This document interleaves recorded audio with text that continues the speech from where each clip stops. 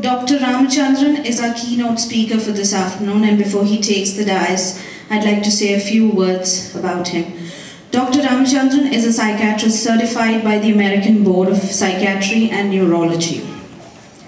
Retired after working as a clinical director from Fairfield Hills Hospital, he was also holding positions of associate consultant in Waterbury and Danbury hospitals. He has written several articles in Malayalam for the Malayalam weeklies, several one-acts, dramas, and has also acted on stage. The last one was called Vamana and acted on the KACT stage 3 years ago at one of our own celebrations. He authored a critical review of the Bhagavad Gita. He also wrote an article called Satya and Mithya of Maveli Katha in the souvenir published by KACT last year. I welcome on stage Dr. Ramachandran.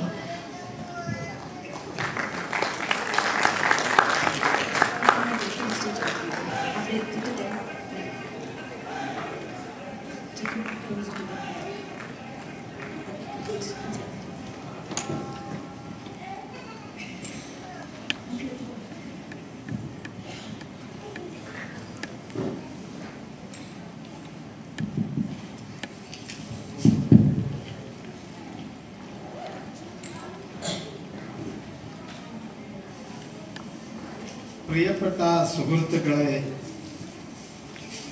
സദസ്യരെ, നിങ്ങൾക്ക് നമസ്കാരം. Happy Onam to everybody. ഇവിടെ ഒരു ചെറിയ പ്രസംഗം ചെയ്യണമെന്ന് പറഞ്ഞപ്പോൾ ഞാൻ ഒരു നീണ്ട പ്രസംഗത്തിനുള്ള കാര്യങ്ങളായിരുന്നു ചിന്തിച്ചിരുന്നത്. അപ്പോൾ എൻ്റെ ഭാര്യ എന്നെ വിളിച്ചു പറഞ്ഞു, 5 മിനിറ്റ് കൂടുതലാകാൻ പാടില്ല. 5 മിനിറ്റ് കൂടുതലായാൽ അത് ബോറായി തീരും. അത് കഴിഞ്ഞ് ആച്ചിയും പറഞ്ഞു 5 minute, at the most 7 minutes. അപ്പോൾ ഞാനിവിടെ സംസാരിക്കുമ്പോൾ 7 മിനിറ്റ്സിൽ 1 മിനിറ്റ് കൂടിയാൽ ഞാൻ ഈ 2 സ്ത്രീകളോടും ചെയ്ത വാഗ്ദാനം ലംഘിച്ചെന്ന് വരും. ഇതിനെ എങ്ങനെ ന്യായീകരിക്കാമെന്ന് ഞാൻ മഹാഭാരതത്തിലെ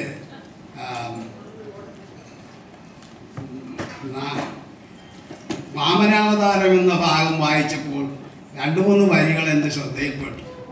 There are certain situations you can say untruth, and what is described there is 1. കൂട്ടുകാരോട് തമാശ പറഞ്ഞിരിക്കുമ്പോഴും നാരിമാരോടും പിരിഞ്ഞിരിക്കുന്ന ദമ്പതികളെ യോജിപ്പിക്കാൻ പ്രവർത്തിക്കുമ്പോഴും അസത്യം ആകാം, അതിന് ദോഷമില്ല. അപ്പോൾ അത് എനിക്ക് സഹായകരമായിരുന്നു. ഇവിടെ ഇരിക്കുന്ന പുരുഷന്മാരിൽ ഭാര്യയോട് സത്യം മാത്രമേ പറയാവൂ എന്ന് നിർബന്ധമുള്ള ആളുകളാണെങ്കിലും വല്ലപ്പോഴും ഒരു കള്ളം പറയണമെന്ന് വെച്ചാൽ അവർക്ക് ഈ ബൃഹസ്പതിയുടെ വാക്കുകൾ സപ്പോർട്ട് ആയിട്ടുണ്ട്.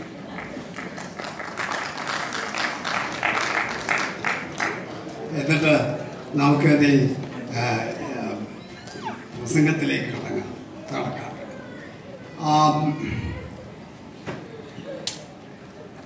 നമ്മുടെ നാട്ടുപുറങ്ങളിൽ ഇപ്പോൾ ഈ ചിങ്ങമാസത്തിലെ തിരുവോണ ദിവസം രാവിലെ നമ്മുടെ സ്ത്രീകൾ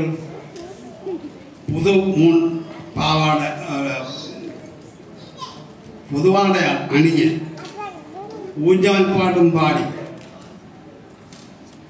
തുമ്പിതുള്ളലും കളിച്ച്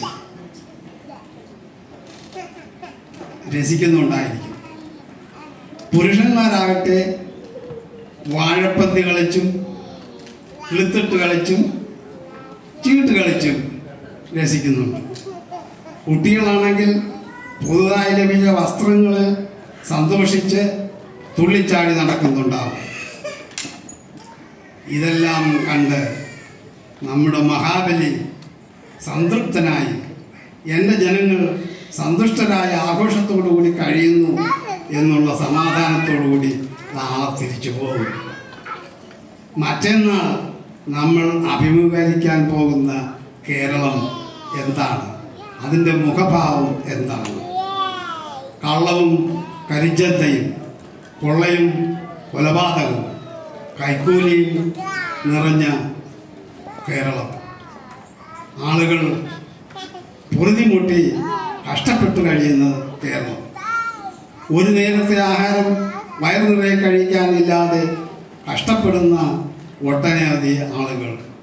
അതേസമയത്ത് ഒന്നോ രണ്ടോ ആളുകൾ വലിയ മാളികകളിൽ സന്തോഷിച്ച് പണച്ചാക്കുകളായി വാരിക്കൂട്ടുന്നു. ഇതിനു പുറമെ നമ്മുടെ രാഷ്ട്രീയക്കാർ സാധാരണ ജനങ്ങളെ പിഴിഞ്ഞ് സമ്പത്തുകൾ വാരിക്കൂട്ടി ഒരു ശിക്ഷയും ലഭിക്കാതെ പോയി സുഖിക്കുന്നുണ്ട്. കൈക്കൂലിയും അനാചാരങ്ങളും താഴെ മുതൽ മുകളിൽ വരെ വ്യാപിച്ചിരിക്കുന്ന ഈ കാലത്ത് ഈവൻ നീതിന്യായം പാലിക്കേണ്ട ജഡ്ജിമാർ പോലും കൈക്കൂലി വാങ്ങിക്കുന്ന ഈ കാലത്ത് എന്താണ് പറയാനുള്ളത്? മഹാബലി ഇതൊക്കെ കണ്ടിരുന്നെങ്കിൽ അദ്ദേഹം ചങ്കുപൊട്ടി കരയുമായിരുന്നു. എന്നിട്ട് അദ്ദേഹത്തെ ഇവിടെ നിന്ന് പറഞ്ഞയച്ച ആ ദൈവത്തോട് ചോദിക്കും, നിങ്ങൾ ഇതിനാണോ എന്നെ എൻ്റെ ജനങ്ങളിൽ നിന്നും എൻ്റെ രാജ്യത്തു നിന്നും നാടുകടത്തിയത്? അവർക്ക് ഇത്രമാത്രം ദുരിതപൂർണമായ ഒരു സമൂഹം സംഭാവന ചെയ്യാനാണോ എന്ന്. ഈശ്വരൻ മഹാബലിക്ക് എന്ത് സമാധാനം പറയുമെന്ന് എനിക്ക് നിശ്ചയമില്ല. എൻ്റെ പ്രസംഗം ചുരുക്കുന്നതിൽ ഞാൻ ചില കാര്യങ്ങൾ മാത്രം സംസാരിച്ചുകൊള്ളാം. ആരാണ് ഈ മഹാബലി? ആരാണ് ഈ വാമനൻ? മഹാബലി കഥ ഒരു മിത്തോളജിയാണ്. ഒരു മിത്തോളജിയുടെ രൂപീകരണത്തിൽ ചില മാറ്റങ്ങൾ സംഭവിക്കുന്നുണ്ട്. ഒന്ന്, മിത്തോളജി ഒരിക്കലും സ്ഥല കാലഭേദങ്ങളെ ആദരിക്കാറില്ല. മിത്തോളജി സത്യത്തെ വളച്ചൊടിച്ച് വികൃതമായി കാണിക്കും. ഒരു കേന്ദ്രബിന്ദു മാത്രം സത്യമായിട്ടുണ്ടായിരിക്കാം. അനേക ആളുകൾ അനേക സ്ഥലങ്ങളിൽ നടത്തിയ കാര്യങ്ങൾ ചുരുക്കിക്കൂട്ടി ഒരാൾ ഒരു സമയത്ത് ഒരു ദിവസം ഒരു സ്ഥലത്ത് വെച്ച് നടത്തുന്നതായി ചിത്രീകരിച്ചിരിക്കും. ഇതിനൊക്കെയാണ് ഈ മനഃശാസ്ത്ര വിദഗ്ധന്മാർ കണ്ടൻസേഷൻ എന്നും പേഴ്സണലൈസേഷൻ എന്നൊക്കെ പറയുന്നത്. അതുപോലെ സിംബോളിസം എന്ന് ഞാൻ അതിലേക്കൊന്നും കിടക്കുന്നില്ല. അങ്ങനെയുള്ള പ്രതിഭാസങ്ങൾ കൊണ്ട് പല നാളുകളിൽ നടന്ന കാര്യങ്ങൾ, പല ആളുകൾ ചെയ്ത കാര്യങ്ങൾ ഒന്നിച്ച് ക്രോഡീകരിച്ച് ഒരാളിനെ ചെയ്യുന്നതായിട്ട് പ്രസന്റ് ചെയ്യുന്നതാണ് മിത്തോളജിയുടെ ഒരു ഭാഗം. അങ്ങനെ പറയുമ്പോൾ മഹാബലി ഒരു ഒറ്റ വ്യക്തിയല്ല. മഹാബലി കള്ളവും കൊള്ളയും കൊലപാതകങ്ങളും ഇല്ലാത്ത ആളുകൾ സമത്വസുന്ദരമായി ഒരു കാലഘട്ടത്തിൽ കഴിഞ്ഞ ആ അവസ്ഥയും അതിൻ്റെ ഭരണാധികാരികളെയും റിപ്രസെൻ്റ് ചെയ്യുന്ന ഒരു ഒരു ഒരു ഒരു ഒരു പ്രതിരൂപമാണ്, ഒരു വ്യക്തിയല്ല.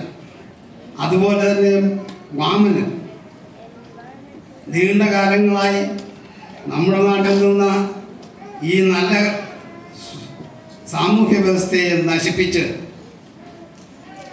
അത് ദൂരത്തെറിഞ്ഞ് ഇന്നത്തെ അവസ്ഥ ഈ ജനങ്ങളിൽ അടിച്ചേൽപ്പിച്ച വിദ്വാനാണ് വാമനൻ. വാമനന് എന്തുകൊണ്ട് ദൈവത്തിൻ്റെ സ്ഥാനം കൊടുത്തിരിക്കുന്നു? മിത്തോളജിയിൽ വാമനൻ മഹാവിഷ്ണുവാണ്. ഈ വാമനൻ ചെയ്ത കൊള്ളരുതായ്മയെ ന്യായീകരിക്കുന്നതിന് വേണ്ടി, അത് ദൈവം ചെയ്തതാണെന്ന് വരുത്തിക്കൂട്ടുന്നതിന് വേണ്ടി ആണ് വാമനനെ ദൈവമാക്കിയത്. ഇതൊരു സാധാരണ നടക്കുന്ന സംഭവമാണ്. പഴയ കാലം മുതൽക്ക് തന്നെ സമുദായത്തിന് ആവശ്യമില്ലാത്ത, സമുദായത്തിന് ദ്രോഹം ചെയ്യുന്ന ചില നിയമങ്ങളും നടപടികളും നടപ്പാക്കുന്ന ആളുകൾ, അതിന് ശക്തിയും അധികാരവുമുള്ള ആളുകൾ അങ്ങനെയുള്ള സംഗതികൾ ചെയ്തതിന് ശേഷം അത് ദൈവം ചെയ്തതാണെന്ന് പറഞ്ഞ് കബളിപ്പിച്ച് മനുഷ്യരെ കൊണ്ട് അനുസരിപ്പിക്കുന്നതിന് വേണ്ടിയുള്ള ഒരു പണിയാണ്. ഇത് വളരെ പഴയ കാലം മുതൽക്ക് ഇന്ന് വരെ നടന്നു വരുന്നു. ഈ അടുത്ത കാലത്ത് ദൈവം പ്രത്യക്ഷപ്പെട്ടത് തിരുവനന്തപുരത്താണ്. ശ്രീപത്മനാഭ സ്വാമി ക്ഷേത്രത്തിൽ ദേവപ്രശ്നം ചെയ്ത നമ്പൂതിരിയോട് ദൈവം പറഞ്ഞു, ഇവിടെ കുന്നുകൂടിയിരിക്കുന്ന കോടിക്കണക്കിന് രൂപ വിലയുള്ള സ്വത്തുകൾ, അതിലൊരു 4 കാശ് പോലും മറ്റാവശ്യങ്ങൾക്ക് ഉപയോഗിക്കാൻ പാടില്ല. എൻ്റെ ആവശ്യങ്ങൾക്കും എൻ്റെ അമ്പലത്തിൻ്റെ ആവശ്യങ്ങൾക്കും മാത്രമേ ചെലവാക്കാവൂ. അതിനു പുറമെ ഒരു ഭീഷണി കൂടി, ഇനി തുറക്കാനിരിക്കുന്ന വാതിലുകൾ അതാരെങ്കിലും തുറക്കാൻ ധൈര്യപ്പെട്ടാൽ അവൻ്റെ വംശം കൂടി നശിച്ചു പോകും. ഇങ്ങനെ ഒരു ഭീഷണി ശ്രീപത്മനാഭൻ ചെയ്തു കഴിഞ്ഞാൽ ആരെങ്കിലും ധൈര്യപ്പെടുമോ ആ വാതിൽ തുറക്കാൻ? ആ വാതിലിനകത്ത് എന്തെല്ലാം കാര്യങ്ങളാണ് ഉള്ളതെന്ന് തുറക്കുമ്പോൾ കാണും. ചിലതൊക്കെ നടക്കുന്നു. അതാരും അറിയാതിരിക്കാനാണ് ഇങ്ങനൊരു ദേവപ്രശ്നവും ഇത് വന്നിരിക്കുന്നത്.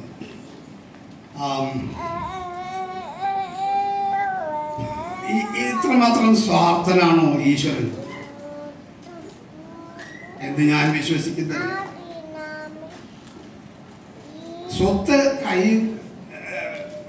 ഒന്നുകൂട്ടി ശേഖരിച്ചു വെക്കുന്നത് നമ്മുടെ ഒരു ഇന്ത്യൻ സ്വഭാവമാണ്.